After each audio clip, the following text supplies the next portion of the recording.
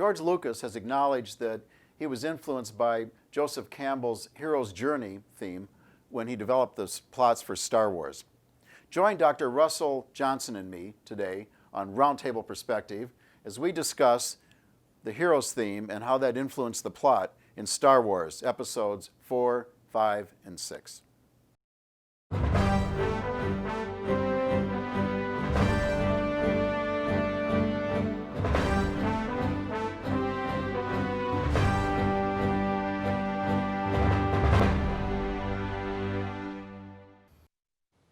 Welcome to the Roundtable Perspective. I'm your host, Tom Roach. I'm joined by my guest today, Dr. Russell Johnson. Dr. Johnson is a Divinity School Teaching Fellow at University of Chicago. Thank you for joining me. Great to be here, Tom. You've recently written a chapter which is coming out in a book called The Theology of the Star Wars Universe. Can you tell us what that chapter's name is and what it's about? I don't remember the name off the top of my head, but it's about the philosophy of Albert Camus, the absurdist, as it plays out in The Last Jedi, the 8th film in the Star Wars saga. And tell us about that. What is the what's the philosophy here, and how does it Sure. play? Well, in that film, Luke Skywalker has decided to stop being a Jedi and to get away from the world and not pursue the heroic lifestyle that he once had in the earlier films. And I think that a lot of people were upset with this decision and the way that the character went, but I think that drawing in some of Camus' philosophy and some of Christian theology can help make sense of Luke's character arc in that very divisive film. Yeah, now I know George Lucas has acknowledged that he has read some books that influenced how some of these films were plotted. Do you think that he was familiar with Camus, or is there a character in Camus that is parallel to this? I don't know directly if he read Camus, and he wasn't necessarily directly involved in the making of that film. Yeah. But certainly the idea of how to go on when you've lost meaning is something that was central to Camus' work, and a lot of people since have been grappling with that. So I think there's maybe some indirect lines of influence, if not direct ones. So how does that work as a movie plot? Does it make sense? Does it bring us to a fulfilling conclusion, or does it end like the Empire Strikes Back and leave everybody hanging? How's it? Well, I think that film, more so than the other ones, really asked the question of what does it mean to be a hero? Do we need heroes? And if so, what kind of heroes should they be? And so in that film, the 8th film, we really showed a lot of different visions of heroism and rejections of heroism. And I think it ultimately came around to a very satisfying way, a satisfying conclusion for Luke Skywalker to not be the hero, the chosen one, the most important figure to bring balance to the Force, but someone who comes in at the right moment, does something small, and helps his friends out. And I think the argument of that film is that that kind of small scale, not very grandiose, not very metaphysical hero is what's needed in a time like today. Yeah, that's interesting. That's sort of the antithesis of the typical Disney plot, or the the paradigm that most movies follow. So you also have talked about how Lucas acknowledged reading Campbell's works or Campbell's book on the myth of the hero. Can you tell us a little bit about that? Because that's what the first Star Wars movie, what's called Episode 4, right, was really based on. Right, so Joseph Campbell wrote the book The Hero with a Thousand Faces in 1949, and George Lucas said that he was struggling with what to do with the story of Star Wars until he read Campbell's book, and it gave him a framework for telling a modern myth in line with some of the archetypes and ideas that Campbell laid out. Campbell was, among other things, a study of ancient mythology and comparative mythology. And so for the book The Hero with a Thousand Faces, he looked at hero stories from around the world and found a similar structure that can be traced through a lot of these different cultures that weren't even interacting with one another. And to some extent, he imposed that structure on there. There's a little bit of falsification, but what he found really resonated with a lot of people and has been very influential for a lot of screenwriters since Lucas made Campbell much more famous by acknowledging his influence. Right. Well, I mean, is it generally understood that that there are certain patterns in mythological stories in different cultures, and that they do? I mean, for instance, I've heard arguments about the stories about the Great Flood in different cultures and things like that. So this is not a unique thing that he's finding these patterns, right? No, but what Campbell thought was really pervasive across mythologies is the same structure. I mean, his was very complicated. It had 21 steps, I think, of various archetypes that we encountered again and again, some of which have entered our lexicon now. The meeting with the goddess, for example, the atonement with the father, the refusal of the call. And so he found a lot of these same patterns, not all of them occurring in all hero stories, but you can see them recurring often enough to say, hey, there must be something psychological or anthropological involved in these. Yeah. And the basic unit he saw was a three-part one of separation, and then initiation, and then return. And the hero stories involve this kind of hero's journeying away from a zone of comfort into an unfamiliar place, finding something, having to adjust to that place, ultimately finding something there, and then bringing it back in a way that can, he called it the elixir, that you can then be a boon to other people. And he saw this same structure of journeying out, facing temptations, facing struggles, being changed, and then returning with a gift as a result of undergoing this road of trials. He found that again and again and again in hero stories and said there has to be something to this.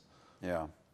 Well, so if we apply that then to the first Star Wars movie to be released, Episode 4, how do you track that using that framework you just gave me? Sure. So we first meet Luke Skywalker in a zone of relative comfort. He's with his aunt and his uncle. And then a series of events happen that propel him out of his comfortable world. He initially does not want to go with Obi-Wan Kenobi, but then is compelled to. And in the process of leaving the place that he's always known, he gains a series of skills. He gets okay with a lightsaber. I won't say good with a lightsaber. The lightsaber's the gift? I mean, maybe. Physically, yes. Gift from Obi-Wan to Luke. Yeah. And then he becomes someone that he wasn't before. And what Campbell said about mythology is that the hero has to take part of themselves with them into the abyss, the unfamiliar realm, but then also gain something there. And when you come back, you are what Campbell called the master of the two worlds. So this doesn't all play out in that Episode 4 then. Some of this plays out in Empire Strikes Back when he visits Yoda and has to go into the forest, right? I'm thinking of the forest scene when you describe this this part here. Is that how you see that? I mean, is that? I think so. I mean, I think there's one of the things about the hero's journey is there's shorter versions and then there's longer versions. And so just as we go through many different periods of change and development at our lives, often simultaneously, so Luke has to go through the initial journey of Episode 4 and gain the skills. In this case, the Force is what he learns. So he's still himself. He's still a pilot. He's still rebellious, but now he is also a mystical hero endowed with the ability to use the Force to blow up the Death Star. So the pattern plays itself out completely in Episode 4, I guess, right? And then we just see it being picked up again, perhaps, with the Yoda scenes, for instance, in the next one. Well, and it's both the same and it's different, and the differences I think are just as important as the similarities. So, in the way for instance.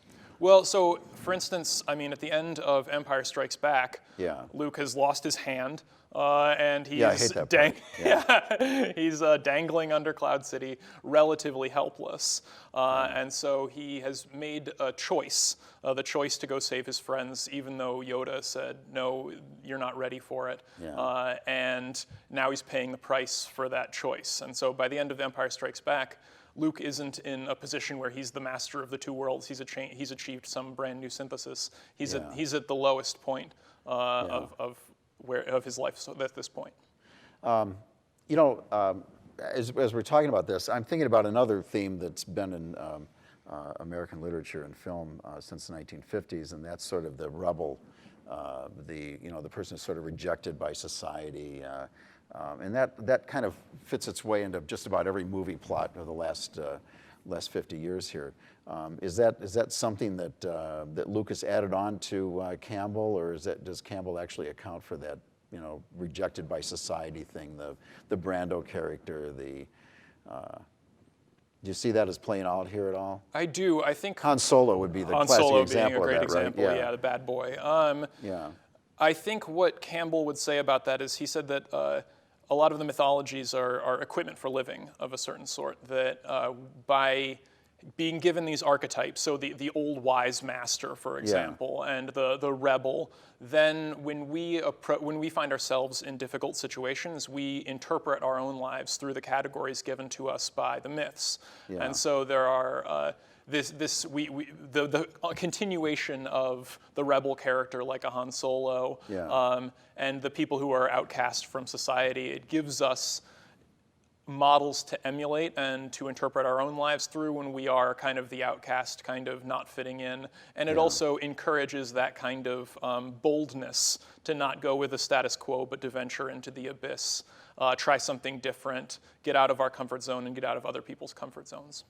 You're teaching a class at University of Chicago right now that deals with this, I think, right? Or we have one coming up? I have one coming up called Villains, Evil in Philosophy, Religion, and Film. Okay. And how does that deal with this?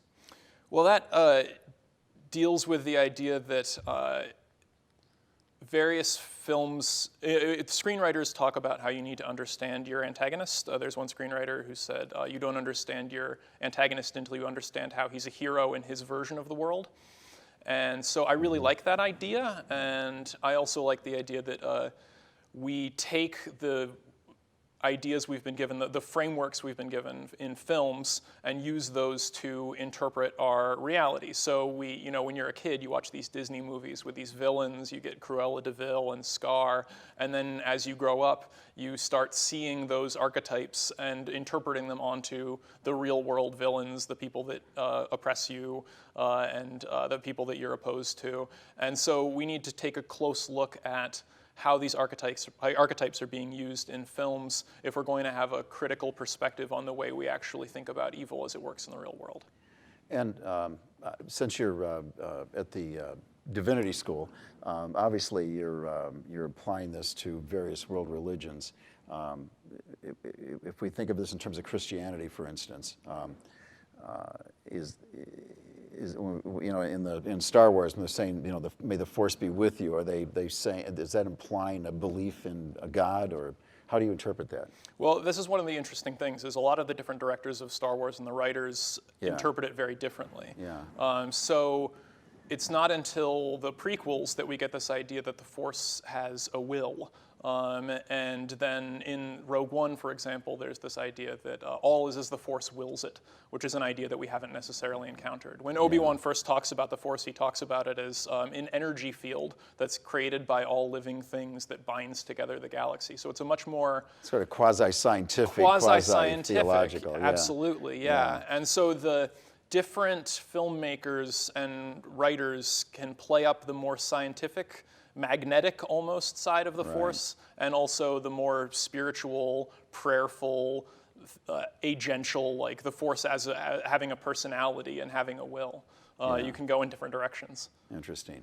And then some of the other episodes dealt with other versions of religion, right? You mentioned Buddhism and Taoism. Can you talk about those a little bit? Absolutely. When I taught a course on this at the University of Chicago, one of the arguments I made, I'm not sure how much I believe it, but it's useful at least to think through it, is that of the original trilogy, Episode 4 is the closest to Christianity, Episode 5, Empire Strikes Back, is the closest to Buddhism, and Episode 6, The Return of the Jedi, is the closest to Taoism. These are the three religious traditions that most people identify as having clear echoes in the Star Wars Yeah. films.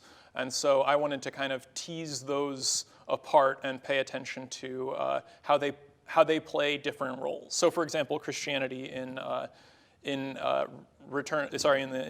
Star Wars, Yeah. at the very end, the key choice that Luke makes is the one to turn off his targeting computer and trust the Force, which is an act of faith. I mean, it's a leap of faith that takes place because of his trust originally in his teacher. Whereas in Empire Strikes Back, the key choice that Luke makes is to go and save his friend. And Yoda, who's a very Buddhist-inspired figure, is telling him, you can't... He's like Buddha with big ears. Yeah, exactly. Well, and George Lucas went to India, and so a lot of people have theorized that Lucas was basing Yoda off at least how he perceived some of these Buddhist monks that he encountered on his journeys. And a lot of the things that Yoda says about anger and fear and patience clearly express Buddhist themes. And in that film, ultimately, it's Luke's ego that is the real villain. I don't know if you remember the cave scene where he goes in there. Oh, of course. Yeah, it cuts off the mask. Oh, I was thinking, right. The idea that the self is the enemy is a very Buddhist idea that we don't really encounter in the first film. Yeah. So Buddhist Yoda is. And what about the Taoist theme in Return of the Jedi? Return of the Jedi, yeah. Yeah, well, a big theme in Taoism is Wu Wei, which means not doing. And it's this idea that it is the actions that we take in our striving to make things come out the way we want them to be that ironically make things come out wrong. And so the best way to achieve our goals is to not pursue them in a direct, striving, passionate way. And so a lot of the Taoist sages give up the desire to control and just go along with the natural way things are. And so the climactic choice in that film is Luke deciding to turn his lightsaber off and not kill the Emperor, and by not doing, everything gets done, which is what the Tao Te Ching says. Oh, that's great. That fits together so well. Yeah, well, and also in that film you have the triumph of nature over the technological with the Ewoks.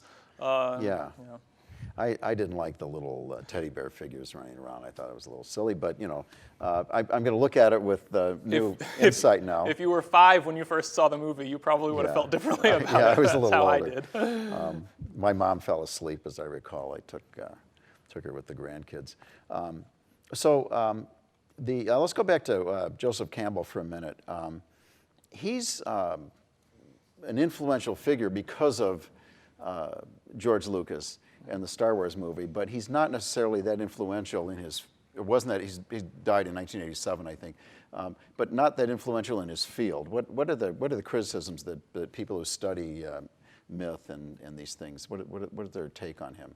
Well, he tried to find what he called a universal principle that united hero stories and myths across the world's religions. Yeah. And in so doing, he really homogenized unfairly a lot of the stories, so he was very selective in which stories he included and how he interpreted them to get them to fit his model, and didn't do sufficient justice to a lot of the differences that Navajo stories or Hindu stories or even Christian stories had to offer. And so in creating this one-size-fits-all account of myth, which is tremendously interesting and generative, and especially in the screenwriting community,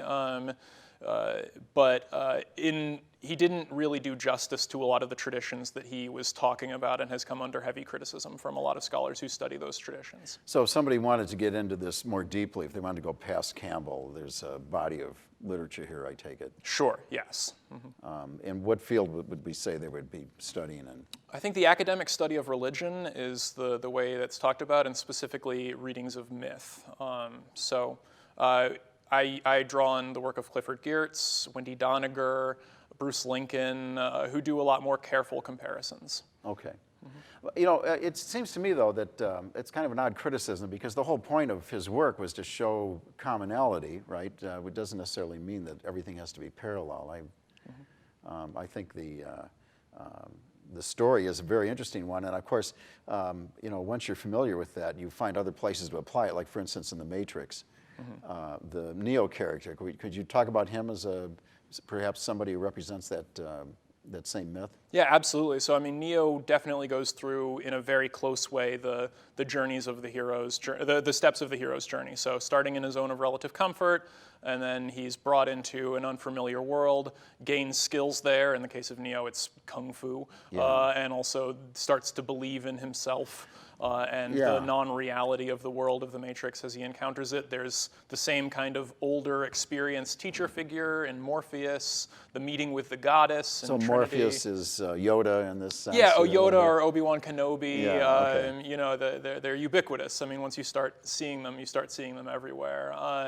And then ultimately he's able to find a boon and save his friends. Yeah, yeah. I thought about that a lot when I saw the first Matrix, and then when I saw the follow-ups to that, I didn't see it again. I kind of felt like they lost touch with what was guiding them through that. Did you have any thoughts on that? I completely agree. I think the special effects took over, and a lot of the story got out of hand. And it can be interesting to tell a hero's story that doesn't fit these beats, and that deviates from them in interesting ways, because we're so hardwired to look for these particular moments in a hero's journey. But if they're completely absent, then the story feels flat, and we don't get swept up in the journey.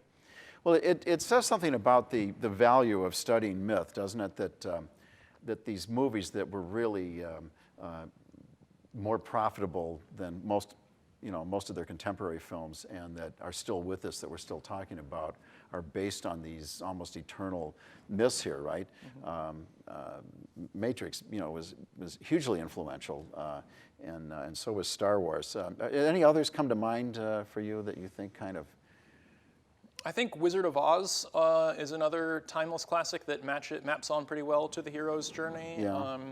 I think really any movie that you can talk about having a hero involves this process of going into a new world, gaining skills, changing, coming back. But there are a lot of movies, for example, like most James Bond movies, I would not characterize as hero movies in the sense. James Bond starts the movie very capable, martini in one hand, girl in the other, and he doesn't really learn anything, doesn't really change most of the time, and it's still entertaining. I think there's still a myth there, but maybe not one that we're looking for.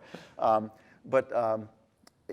of the things that I saw in common, I thought with Neo and with Luke, is that even before the plot is started, they have a sense that there's something special or destined about them. Is that part of that?